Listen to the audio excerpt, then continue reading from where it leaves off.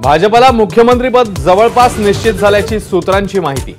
दिल्लीमधून निरोप आल्यामुळे एकनाथ शिंदे नाराज। शिंदे मोठा निर्णय घेण्याच्या तयारीत असल्याची चर्चा। नव्या सरकारचा शपथविधी 2 डिसेंबरला होण्याची शक्यता। तर थोड्याच वेळात दिल्लीमध्ये फडणवीसांची अमित शहा यांच्यासोबत बैठक।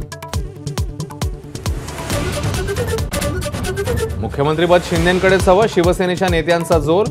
नरेश म्हस्केंचं बिहार पॅटर्नकडे बोट। तर अमित शहांच्या बैठकीत असं ठरलं नव्हतं, रावसाहेब दानवे यांचं स्पष्टीकरण।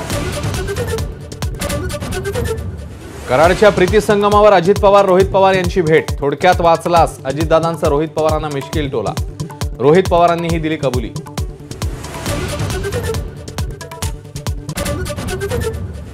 अजित पवार रोहित पवारांच्या भेटीनंतरच्या पत्रकार परिषदेत राम शिंदे भाऊक। कर्जत जामखेडमध्ये आपला पराभव हा नियोजित कट, शिंदेंचा आरोप।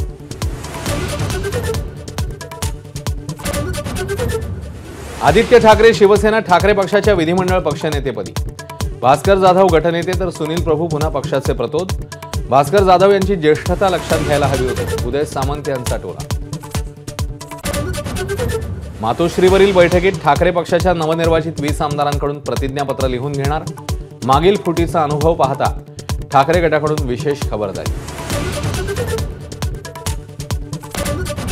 निवडणूक पूर्व आघाडीचा दाखला देत विरोधी पक्षनेतेपदासाठी मवियाच्या हालचाली। पण निवडणूक पूर्व आघाडीचा आधार घेता येत नाही, माजी महाधिवक्ता श्रीहरी अणे यांचं स्पष्टीकरण।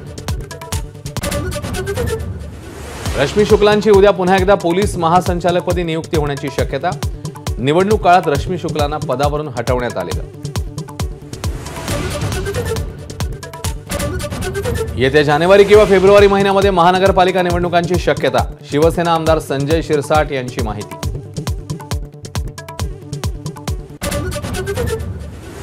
लोकसभा आणि राज्यसभेचं कामकाज 27 नोव्हेंबरपर्यंत तहकूब। विरोधकांचा अदानी प्रकरणासह वक्फ बोर्डाच्या दुरुस्ती विधेयकावर जोरदार गोंधळ। राज्यसभेत खरगे आणि धनखड यांच्यामध्ये खडाजंगी। पर्थ कसोटीमध्ये टीम इंडियाची ऐतिहासिक कामगिरी। ऑस्ट्रेलियाचा 295 धावांनी धुव्वा। कांगारूंच्या देशात भारतीय संघाचा आजवरचा सर्वात मोठा विजय।